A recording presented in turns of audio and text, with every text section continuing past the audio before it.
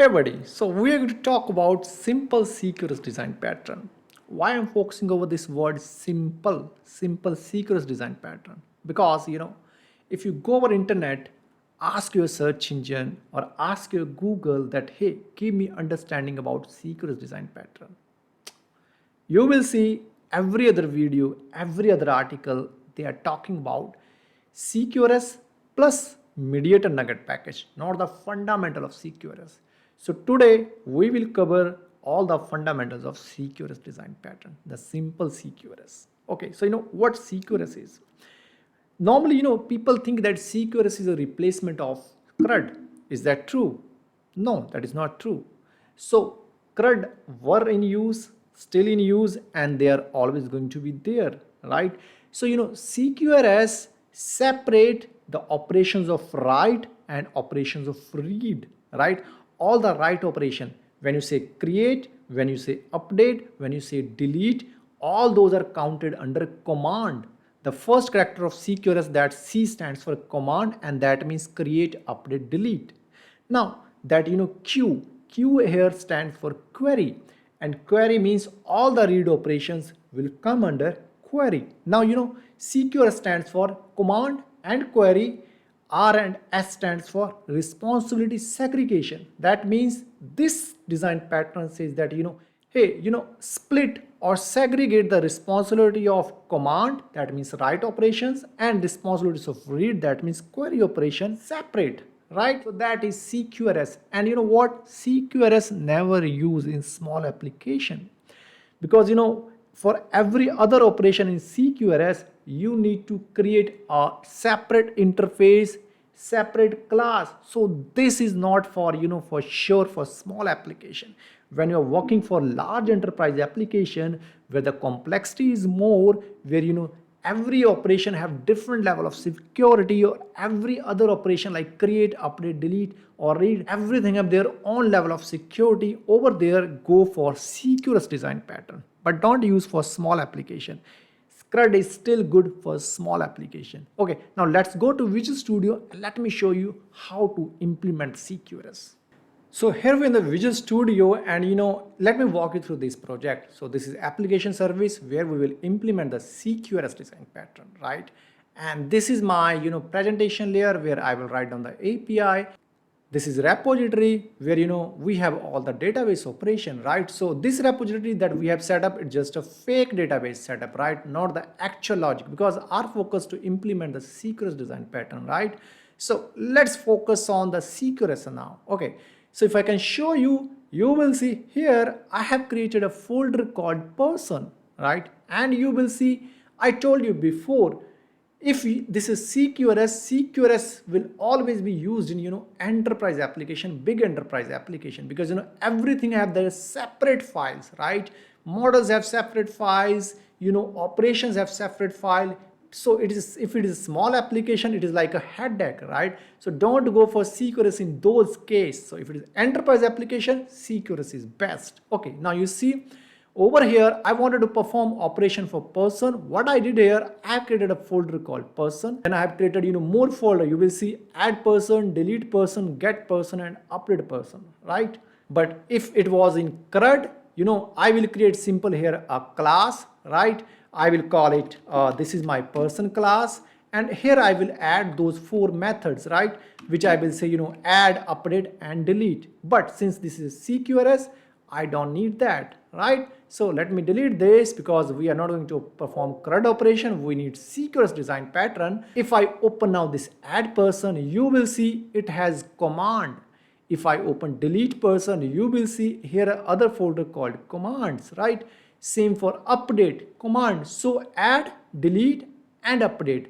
These 3 were the write operation. That is why you see we have commands folder. But on the other side, if I can show you get, this was get operation. So you will see queries folder, right? Not the command folder. That means command and query, right? CQRS design pattern. So let's focus over the first operation. I will say, let's focus over the add, right? I will try to add a person. Now you will see one more thing. Every other operation have their own models. So in CQRS, you can go for, separate model itself, and that give you the level of security. Now if you see add person, if I can open this model, you will see while adding you don't need a person ID, because person ID needs to be generated anew in the database. Then why you will add a person ID here? But if it was CRUD operation, you would have only one model for person, right? And over there you would have everything, whether you need that for add or not, like ID, right? ID needs to be here because that needs to be used in separate operations like update and read. So add don't have ID. On the other side, if I open update, let's open the update model, so you will see it has only two fields. So now let's imagine that your business requirement, your application business requirement says that my application is only going to allow update two information only, not the other information. I don't want to allow two people to change gender or their date of birth, right? When it is created, I'm not going to allow them to update. So in the update model, you don't have those information. So that means you have segregated the model as well, right? Along with operation. So I think we are good here. Let me close these. Now, let's go for get as well. So if you see the get model, you will see I wanted to return only, the ID and not first name, last name. Instead, I wanted to return the full name, and instead of date of birth, I will return the age, right? So you have separate model. Now if I close this, so this is our last model. So if I can show you, it has only one, that is person ID, and that's it, right? This is the model separation. Now let's go to the command. So what I need to do, I will create one class, and trust me, this is going to be very easy. You are going to understand the fundamentals very, very easily, right? So I'm going to create one class here. So what I need to do, in the CQRS, everything needs to be named by their operation name. So this is my add person, right? So I will say add person, and I will say command, right? So this is my add person command, and your command is ready, right? So come on. So you know what, I will make it to public because I need to use it to other layer. So I need a constructor here, and then I will perform the operation. So let's create a constructor, and let's make this constructor as public, right? Now I need to inject the repositories, right? Because repositories have all the database operations. So I'm going to call repository from my command, right? Add person command. So my repository name was, let's take a look at the repository name, and you know what, the interface was what? iPerson repository. So let's create that, and I will say this is my repository. I'm going to make it private. So let's use the namespace here. Let's inject it, right? So this is good. Now you know what, yes, let's copy this and make a dependency over this constructor. So here you go. Now let's initialize it. Let's assign this. Here you go. So this is good. Now my constructor is ready. I wanted to perform the actual operation now, right? So what I will do, I will say, okay, I wanted to perform add operation, and I will say I wanted to return the ID, right? So I will make it integer type, because when the person is created, send back the ID, person ID back to the client, right? So I will say add. And now here you go. What I need a model. That model would be this model, add person model, right? So let's copy this model, paste it here, and I will say this is my model, right? And over here I need to call person repository, right? And I will say, hey, add this person. And which person? Actually this person, but it is accepting a person entity. That means I need to map here. In a real project, you're going to use some sort of auto mapper or some sort of other strategy, but for this I'm going to actually manually map. So what I will say, okay, this is entity, and I will say, okay, make it new person and entity. Here you go, right? So I will map few of the things manually that I need. I'll have first name. I will say, okay, add person model, right? So I will say first name, right? And then let's go there and add other properties, the last name, right? So I will say add person last name. Here you go, Visual Studio is helping me. and then date of birth, right? So gender also, yep, gender, and then date of birth. Yes, here you go, right? So my entity is ready to pass here. Here you go. And then I will return the final response, whatever response I have. Here your add person command is ready. So you see, one class have only one responsibility. That was the whole idea in CQRS. Segregate the responsibility of command and read, right? And even within the command, segregate the responsibility of their operations, right? So here you see now, one operation have one responsibility only, right?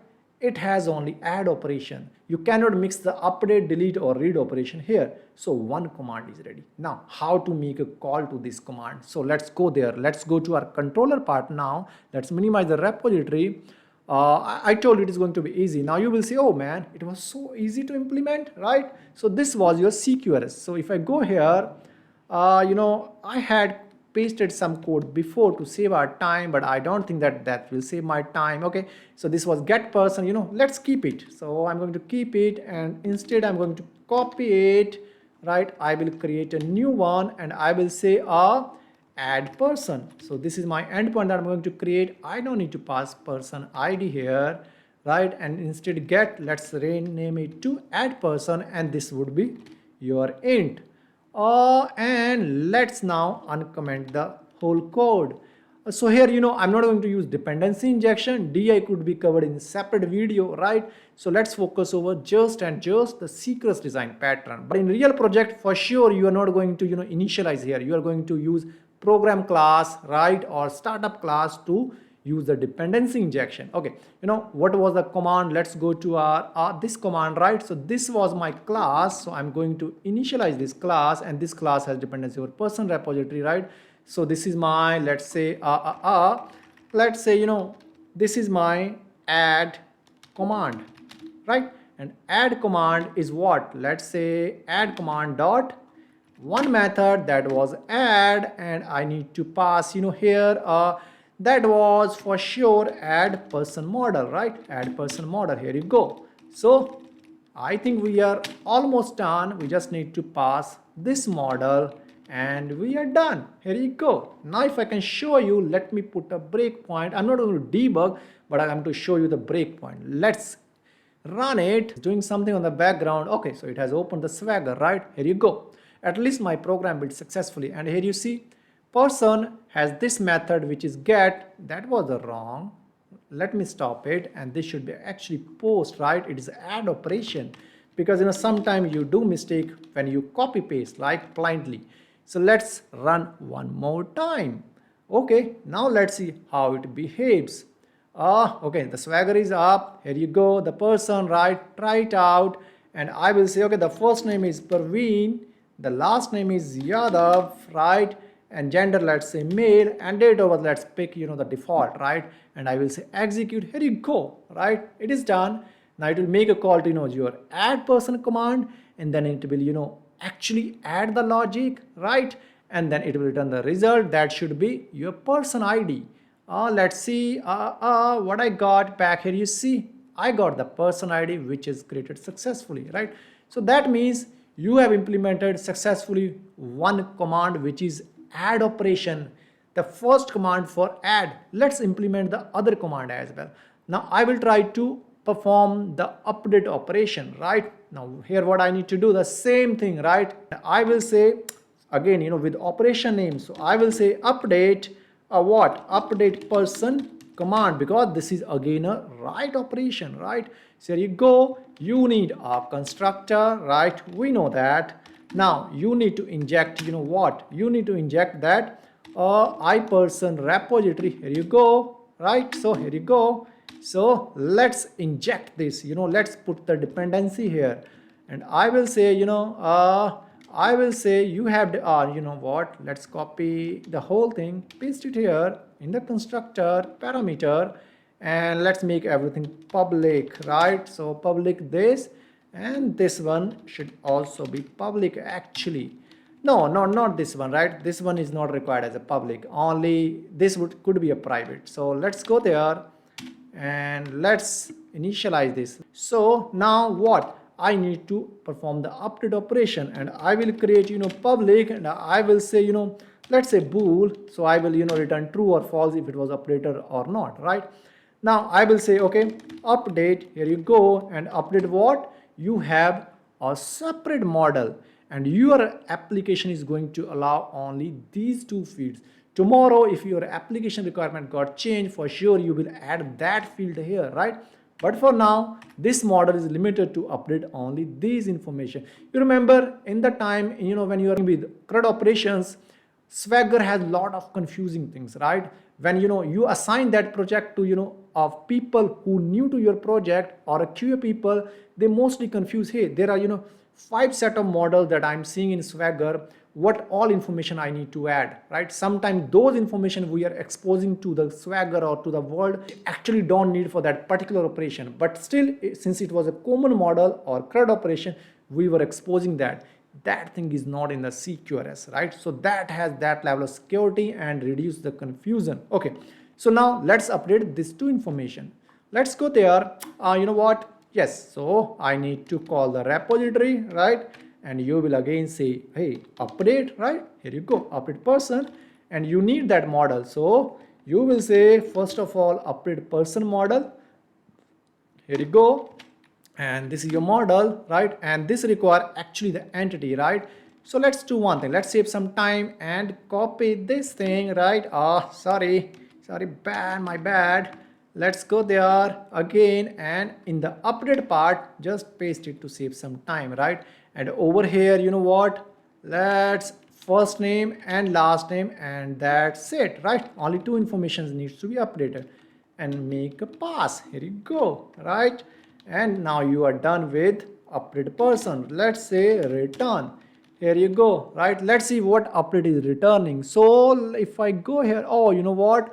We forgot one thing, that it need a ID as well, right? So I need to say here that this would be person ID, and for a person ID, and for this person, what are the value that you need to update, what are the model that you need to update, those informations in the model, right? So person ID I need to pass here. So now you may think that why person ID is separated, right? Why not that is not kept in the model? So well, you never update the primary key, and this person ID is actually a primary key. You are going to update the information, for example, first name and last name in this case, against for that person ID. Person ID is itself a primary key, and that is why you see person ID was separated from this model, right? So we need to pass here now that person ID, and you have to tell your repository that this is my person ID, update for this, and what are the information you need to update, that would be inside this entity, right? So here you go. Now your command for update is also ready. Let's make it public. Here you go, public is done. Now back to controller part. So this time we're going to save a lot of time, and we just have to update the information here. Let's call it update person. Let's call it update person, right? And same here as well. Instead of add, you will say update person model, right? And same here as well. Let's say update person model, and come on, okay, namespace, and I think you are good. Oh, here as well. So update person command for sure, and same thing here as well. Update no, update person command, and you are good, right? And then you just have to say here, oh man, what, something is wrong, because I misspelled something, and that should be update person command, right? And then namespace. Now you should be good. Let's say update, right? And here you go, this method, right? So, and this return what? This return bool. So you have to say, I'm going to return bool in my API endpoint for update person, right?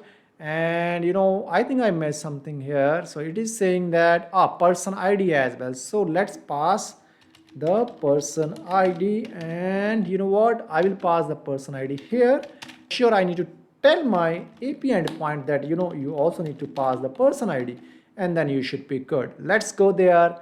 Let's execute one more time, and then you will see the magic for update person command as well, right? oh, you know what, I messed up something. And why? You know what, because both are the post, so I need to make it put. So that is something, HTTP verb routing issue. So let's run now. Let's see, actually, we have good luck or bad luck. I think we have the good luck, right? So we have this put command here, and let's say any random number 100, right? And let's say, first name I wanted to say, let's say, Kumar, and I wanted to update the last name as a Parveen, right? So I can update these information. Now I just, not this one. Let's click on execute, and you will see the information here. The request is 100, right? That person ID is 100, and you have the whole information in model, right? Only those information that is required to update, nothing else, right? So that is the beauty of CQRS design pattern, and here you go, the information is updated, right? So hence you have covered two commands, add command and update command. Now we need to cover the last command, that needs to be delete, right? So you see, let's minimize all these operations. Let's minimize, add operation. Let's focus over the delete. Again, here I will go create one class. I will say, delete with the operation name, right? Delete person, and I will say command, right? Let's click on add, and your class is good. Now you need to fill the information to your class. So first thing, what? Your constructor, right? So in the constructor you need what? Your repository. So you will say iPerson repository, right? And this is my repository, and this should be the private one.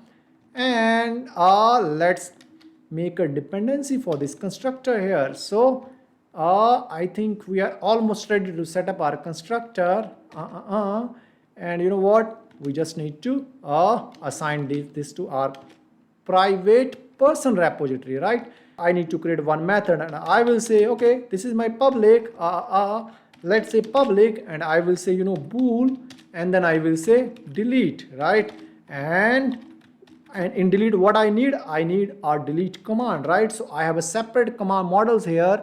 You will see this has only property which is person ID, right? Now it's all up to you. Either you can create, that model. If you don't need, just skip it, and you can just pass, over here int person ID. It's all your choice. Why I have followed, that I wanted to be consistent all over the project. So I have created model for one. I wanted to create model for other as well. Though it has one property, at least, the future developers, when they will land to this application, they are not going to confuse when they need to create model and when they don't need to create model, right? So this actually helps people. Okay, now let's focus over our concept, and let's say delete, and let's say command, right? Here you go. I think model, right? So delete person model, here you go.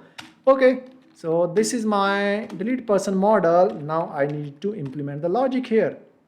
Let's remove this extra thing, and here I would say my person repository, where is you person repository? So let's say underscore person repository, and then I will say dot delete person, and it needs what? It needs one person ID, because repository is something different, right? Repository have their own design pattern. Repository just need one property, that is person ID. So I can pass through this. Here you go, delete person model dot person ID, right? And then what I need to return here. So you are good to delete, right? Now the same thing in the controller side, I need to copy this thing and I will paste it here, and this should be this time delete, right? Because I'm going to perform delete operation, and here it would be your delete, right? So let's say delete, and we have delete person endpoint, and I have to say I want to delete the information for this person ID, right? Okay, now I don't need to pass model here, right? I can simply ask a person ID, right? So let's make to delete instead of update. Let's say delete command. This should be delete, right? So let's say delete, and I need to add a namespace. I think I messed up something here. Let's check the spell. So what? I think I messed something. Let's did I don't know. So let's just copy and paste it here, and then I can add the right namespace, right? So I know what I missed. So internal, I need to make it public, right? Now let's see if it is happy or not. Yes, it is happy now. You see, right? Okay. Now this is delete command, so I have to say delete command dot what? Delete, right? But delete simply don't need person ID. so it needs that whole model, right? So I will say, okay, I can pass you the whole model. I can say new delete person model, right? So let's say delete person. Where are you? Let's say model, not command. I need a delete person model. I think I need to add a namespace here for this as well. Let's say, yes, here you go. Now, this should be a person ID. I'm going to map it manually. So this is my person ID, right?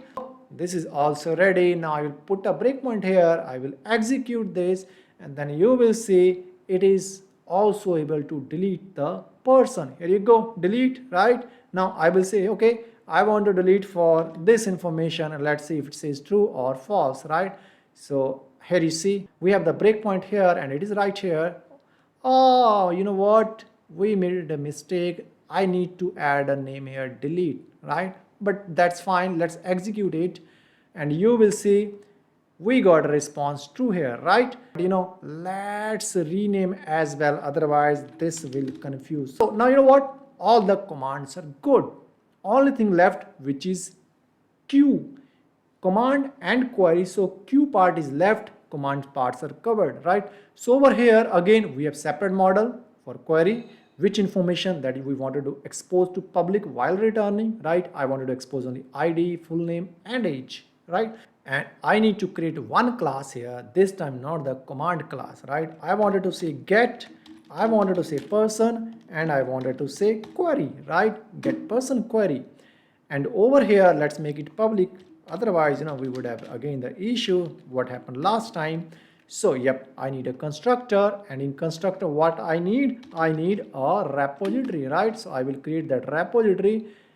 This is my private person repository. Let's copy this whole thing and make a dependency here, right? So here you go, and we are almost ready with our constructor, and you are good, I think. Yes. Now you know what, I needed to perform get operation. So I will say, okay, I need to create one new method here, and I will say, oh, let's fix the spell, public. I wanted to say that, hey, I needed to return a new model. That return model is person query model. So let's say person query model.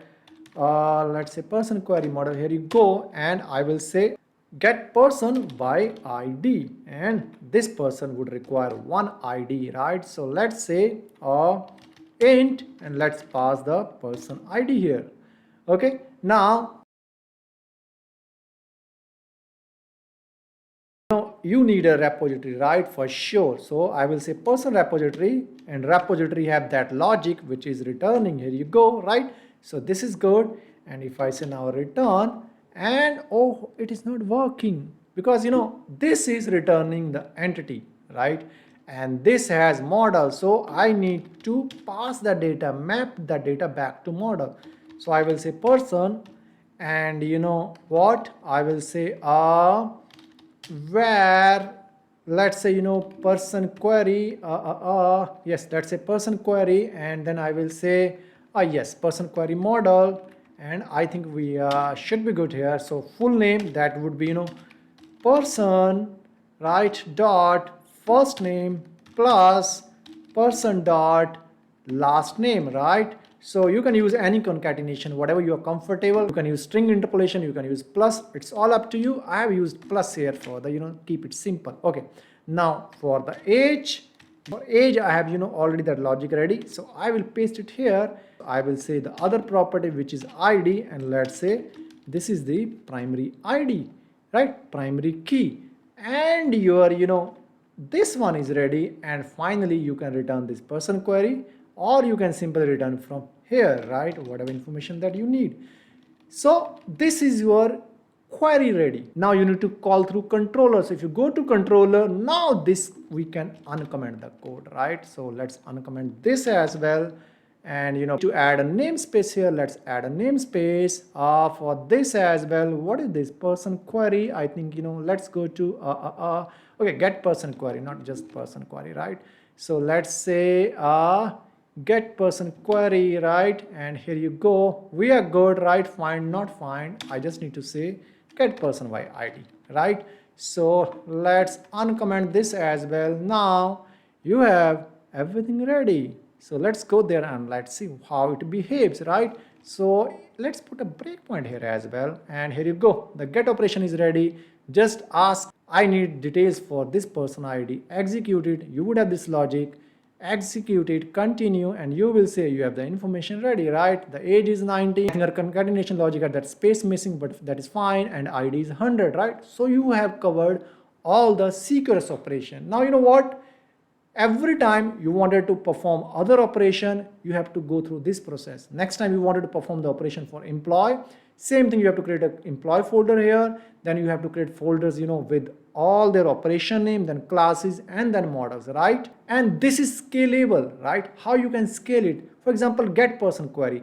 All the get queries that is required, you can write down within this class. Maybe you have to return the whole, this is written in just one model, you have to return in the list, so you will create a separate method here, right? So this class can handle all the get operation. This is easy to scale. Now how it is also useful for team. So let's say one team only focus over the command, right? So they can only touch this class. Other team is only focusing over the query, so they can only focus over this query, right? So it's easy to work when you're working with the team, right? Okay, so that's all for today's video. I will see you in the next video.